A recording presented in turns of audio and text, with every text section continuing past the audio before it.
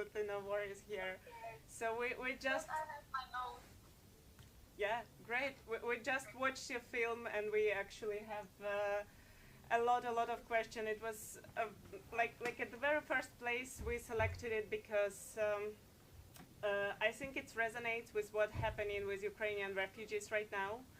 A lot of Ukrainian women's migrating with kids, and it's a big problem when this juvenile service is taking kids away. So we assume that there will be a lot of social problems much later. So of course we are very interested. How did you come up on this topic, and how did you touch upon it? Have you been studying it? Did you just stumble upon it by chance? How was it? Can you tell us, please?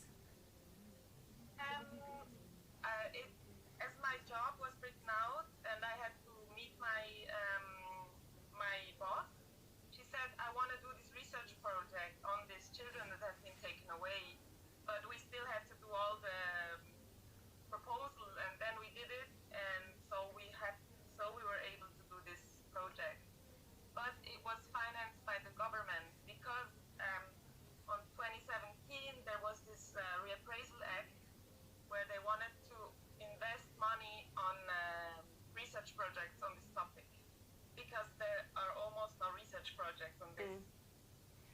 Yeah, of course it was very surprising. I mean, one of the characters, he speaks that no one believed him that something like this could happen in Switzerland. So it was same for us. Like, it was really, because we maybe still have this, you know, image of the perfect Europe, especially Switzerland, when things like this cannot happen. So was it a surprise for you when you learned about this topic, or like how common knowledge this is at the moment?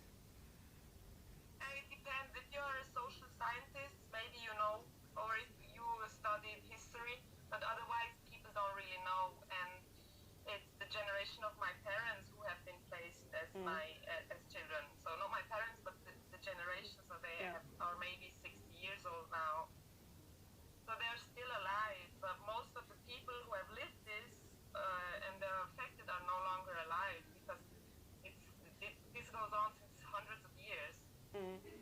Of course, I can imagine that you reached probably to many people, and maybe not everyone agreed to talk. So how hard or how easy was it to find those characters for the movie? Because there was this new law, the Reappraisal Act, people who were victims, they could get some money from the government to make it better, you know. It's like a solidarity contribution. And then they would sign in for a list, and they could be contacted for research. So we went through this list and we tried to contact people, but some people didn't want to talk about it anymore because it's too painful. But these two men that were in the film, they were ready to talk about it.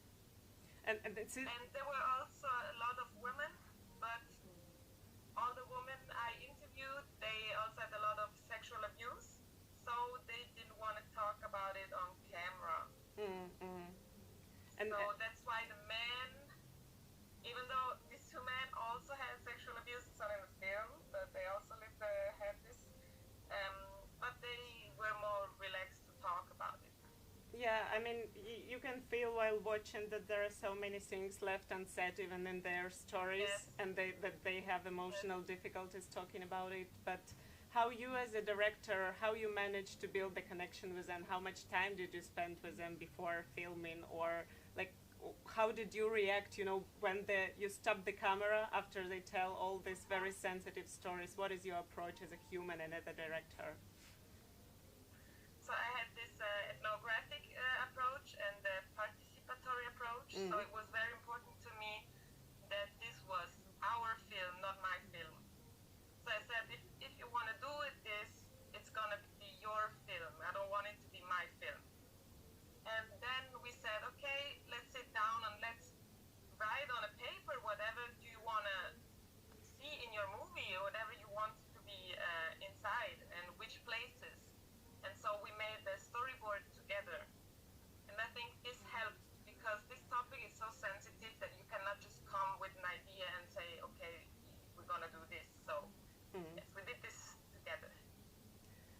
Do you believe? Yeah. It was hard when you said it was almost like a friendship because you spent so much time together, and still I'm a researcher, I'm not their friend, but I'm still also their friend. So it was, I feel that people that have lived in homes, sometimes it was hard to see where is to keep the distance for them, you know. Yeah. And so I had to say, no, now we are friends. I cannot just have a researcher relation like to other people.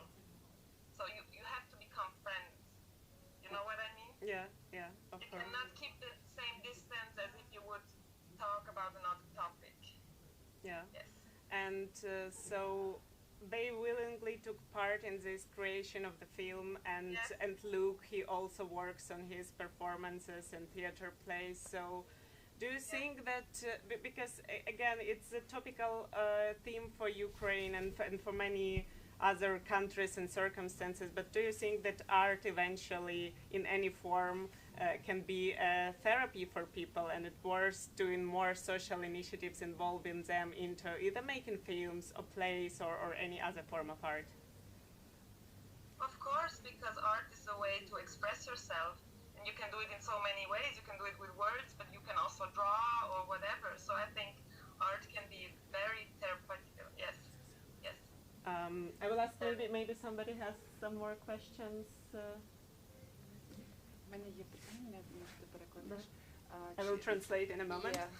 Hello. Thank you, Jessica, very much. This part I can speak in English. Very, very important and very nice, very good made film. Моє питання в тому, як цей фільм може вплинути, цей ресерч, на government movement, чи будуть якісь зміни в законі, або якісь, за якими критеріями відбирають дітей тоді і зараз, чи щось змінилось? Yeah, a very good question, because I asked already about the therapeutical effect of art, but Evgenia, our jury member here, she is curious and very practical question, like, is there any steps that government is taking, and like, did your film was shown someplace, you know, to influence it, maybe the law or the compensation? Yes. Yeah, can you tell us about that, please? So Switzerland is a little bit special. It's every region does. Oops, I'm sorry, somebody's calling me. Every region does direct himself. So there are cantons, and every canton decides for themselves. But I could help in because I sent the film to social work, so the school where the social workers go. So people that would maybe work later in, I don't know, prison or also in homes. So they have to watch this film to understand how it was. And also for people that take decisions if kids are taken away or not, in one region they also have to watch this film first so that they can learn how it was and what this means if you take away a child.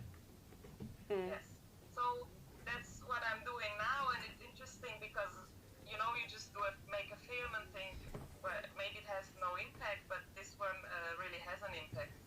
Yeah, that's really good to know, but from those people, I don't know if anyone's still alive, or like were anyone persecuted, and eventually did anyone bear, you know, any consequences of the action, like any responsibility for, or is it just too long ago, so no one actually answered for these crimes, you know, against children? So the ones that were in the homes, the people in the homes. Yeah. I would say it's more on the media, so because we also made a book and all these things, so you can read it on the media that certain homes were really bad and they were hitting children. So it's more like this, people are aware, but unfortunately, I don't know, I haven't heard yet of any, nobody went to court for this. But it's a good question. Yeah, well, but it's good to know at least that workers of social services nowadays can watch films like this and maybe give it a second thought, you know, when they're actually executing any orders. Yeah. Any other questions? Also, the lawyers have to watch it. The lawyers would decide. Yeah, yeah. I'm sorry. Yeah, okay, thank you very much. We have to move forward to the next film, and I think our last message to you and also to the heroes of your movie would be, because I guess it was Mario who told that it's like very special and nice when somebody decides to make a portrait about you. And just, if you're still in touch with him and Luke as well, just tell them that we do care and it matters for us no matter how far away we are. But there is a community of people, you know, who do care, and we take to heart these stories, and we do hope that their lives will be fine, that they will keep living full life and spreading their stories for making this world a better place. Thank you. This makes me very emotional. Thank you. Yeah, I'm crying as well, you know, I'm on verge of crying, so yeah. Thank you. Yeah, I hope we will stay in touch, and we're very curious about your next movies, any researches that you do, so let us know if there is any other movies that you can screen at our festival. Okay, thank you very much for your interest. Thank you, Jessica. Thank you. Thank you. Bye-bye. Thank you.